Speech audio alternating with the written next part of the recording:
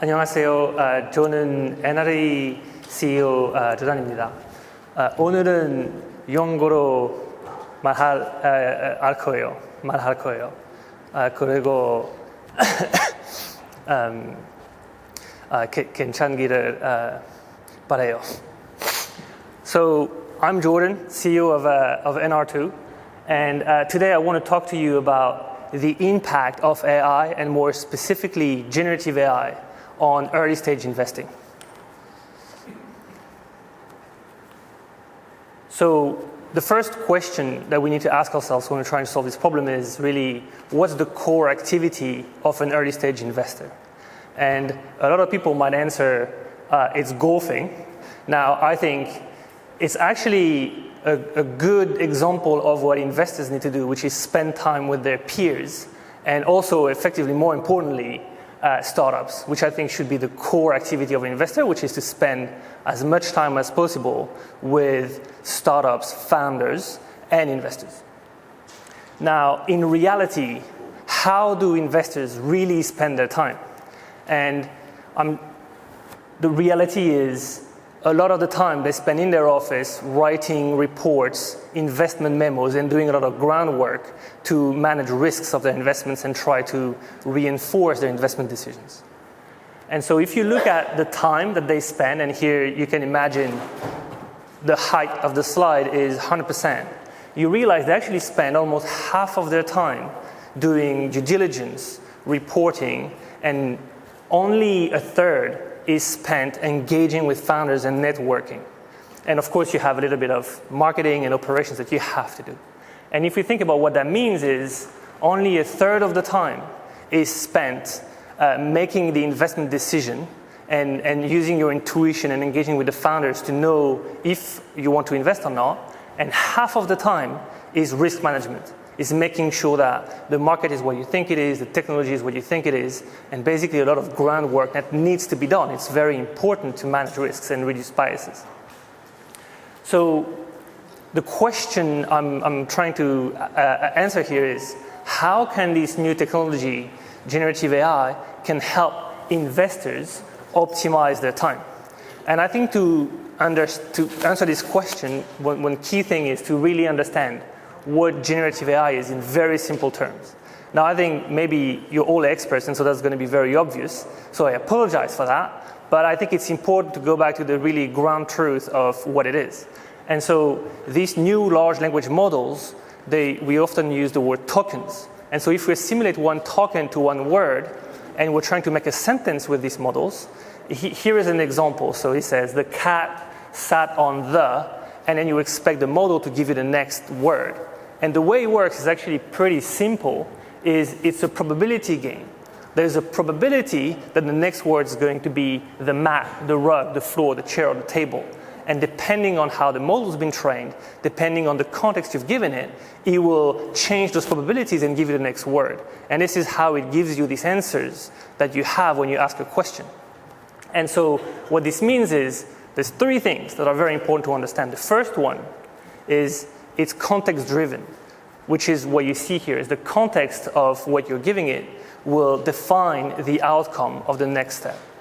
Then it's data-informed, which means that whatever data you've been given the model will inform those probabilities and tell you which is the most probable outcome.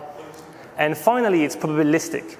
And so you might have tried to play with ChatGPT or any of those chatbots, and sometimes the same question will give you a different answer. And that's because it's a probability game. And so you might have similar probabilities and you might choose a different answer one time and a different one the other time. Of course, you can play with this when you actually work with the models, but that's a very important concept. And so when we think about this, the first answer an investor will tell you is, well, that's great, it's very useful, and it can answer my questions, but when I invest in a company, the past does not always predict the future. So if I use the past to evaluate the future, then I'm going to make mistakes, and I'm going to be a very bad early stage investor because I cannot know what's going to happen. And that's very true, actually. And there is a whole theory on that concept, which I think is very interesting and central to how early stage investing works, is the black swan theory, which basically says there are events that happen in the world which you cannot predict. Now, retrospectively, once they've happened, you can try to explain why that happened, but it's impossible to predict them. And there's a lot of examples that happen, some positive, some negative. So the appearance of internet. I think if we had asked my parents if internet would have been so big when they were younger, there's no way they would have predicted this. Social media, when I started to see and engage with internet, I wouldn't have thought that social media would be such a big part of our life today. Smartphone, obviously, at the beginning they were big and everybody thought it was just for like people on Wall Street that was too busy, and now we realize everybody has one and you feel uncomfortable if you go outside without your phone. And also some negative effects. So for example, COVID-19, it was impossible to predict that would happen, and it had a huge impact on a lot of things. And so your intuition as an investor is critical. And the most recent one is, of course, generative AI and what OpenAI has created and how it's impacting everything. So that being said, can we still use this generative AI to impact our work as an early stage investor? And what we think is yes, and actually our company is based on that idea, which is that if you go back to the time spent by an investor, what we think is this is impossible to replace. And actually this is the core of what an investor should do. This is how you understand companies, this is how you know people, and a lot of the investments you're going to make are people-based. But that time here, which is really a lot of work and risk management, you can decrease the amount of time you spend on it significantly, because AI is good at context, it's good at understanding a lot of information, which means it can help you do this work and produce all the reporting and analysis that you have to do. And if you do that with AI, then you have so much more time to engage with companies. And we think it can improve the number of investments you can make and the quality, and reduce the biases that you have when you make an investment. And so in practice, how can we do this? How can we really use AI to produce our work? And the approach we've taken is to start from the investment memos. So as an investor, you will always have to produce what we call IC memos, which are really a long report on a company, which you will present to your investment committee. It will be the basis to justify an investment. And so that's going to include things like team analysis, it's going to include market analysis, investment risks, investment thesis, competitive analysis, a lot of work that you have to do and you should know about when you think about investing in a company. And if you take this output, which we can completely generate with AI by breaking it down into pieces, then you start to see the value of generative AI in this process. And so, for example, you could do market analysis very well with generative AI, as long as you integrate it in a bigger system. So here you can imagine, you can go on all those websites that you probably already use, which are going to give you market reports. They're going to give you estimations of the market size of generative AI in 10 years. And so what you can do is you can take all this data, you can organize it a little bit, and then you're going to get a lot of text that's been written by humans. And this text is a very good input for generative AI because it has context in the text, and in the middle of this text we'll have an estimated market size with different assumptions. And so if you give this to an AI and you ask, okay, can you help me figure out how big the market will be in 2030? Then the AI could read the text and extract the key information from it and tell you that's the market size according to this report is going to be this much. You can even ask for the CAGR. You can ask anything you want, really. And then if you do that properly within this system, the accuracy of generative AI here will be much higher than models you can create. And we had models before this happened, and really the GPT 3.5, GPT 4, BARD, all these models are better than what we had created because they have this great understanding of context and linguistic. And then with this, you can extract this from hundreds of reports, and you can start to do statistics, and then you can start to do modeling. And basically, instead of just using one report that you've read because you had access to it, now you have 100. And you have in 2030 a distribution of the estimated market size. And we all know that this is the concept of the bell curve, that if you have enough data points, then you can estimate a value pretty well. And so we think that that's a way to try and estimate market size as long as you can define the market properly, which AI can also help you do. Now, another example would be competitive analysis. So often when you look at a company, you really want to understand who are the competitors. And that's a very difficult problem.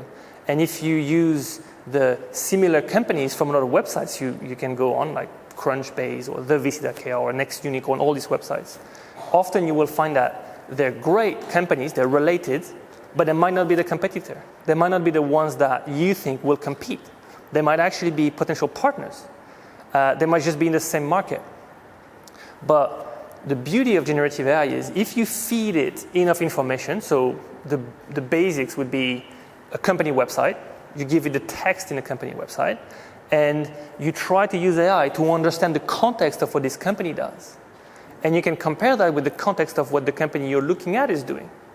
And then by comparing these things, using AI, you're able to really understand if they're similar, how they're similar, and if they're really competing or synergetic.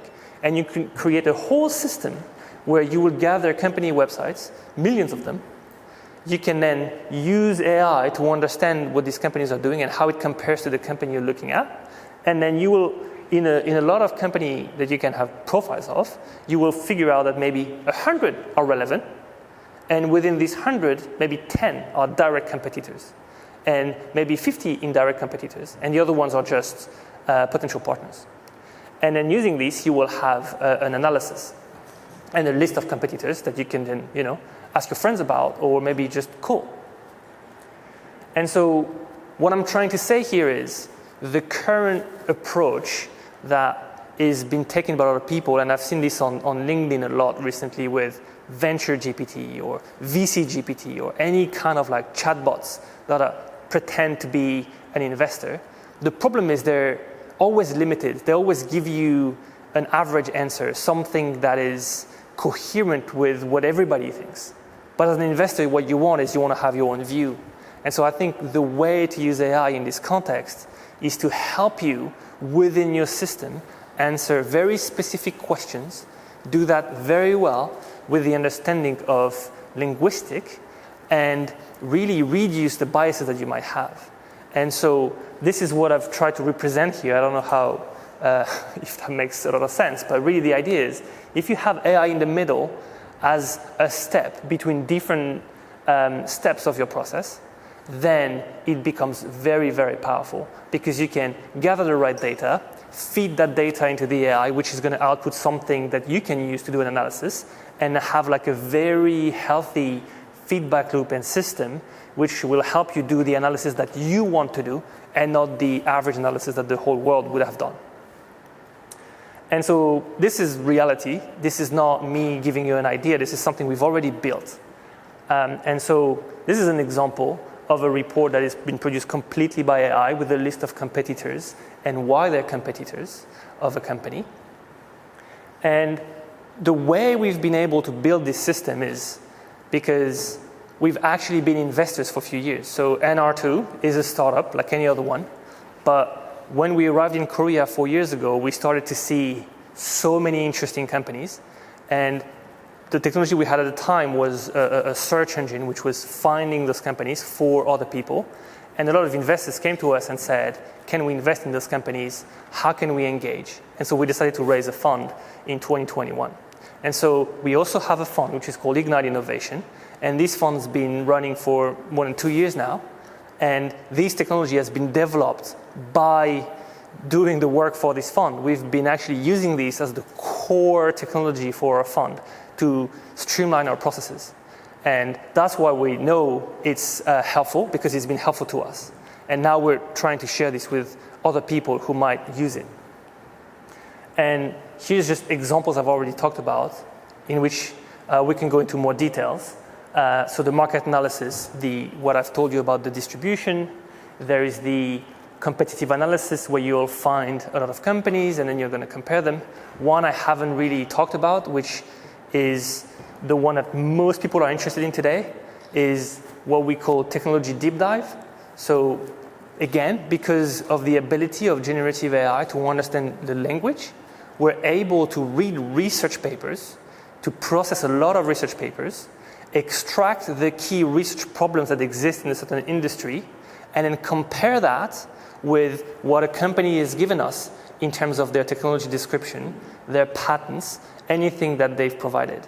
And then we can really showcase if they're solving a problem that exists in the research. And that's something that's been very helpful for deep tech companies, because often investors were not always experts in a certain industry, but there's a lot of people who've done a lot of work and research on those industries. And so by being able to understand all this language and to gather it in the right way and analyze it and contextualize it with the company, we're able to have in-depth conversations with founders and challenge them on the very details of what they do. And that has been really helpful to investors and also created great relationships with founders, because they feel like finally we really understand what they're doing and we really care because we've been able to go into the very details of it. So this has been used already by quite a few people internationally. We also have people using it in Korea now. And it's very new. We've launched these products only right around Chuseok this year. So it's been out for a few months only. And if you're interested, I'd love to tell you more, give you more details. And we have a booth here at CE01, so you're welcome to come anytime. And I thank you very much for your attention and apologize for having been speaking English rather than Korean today. Thank you.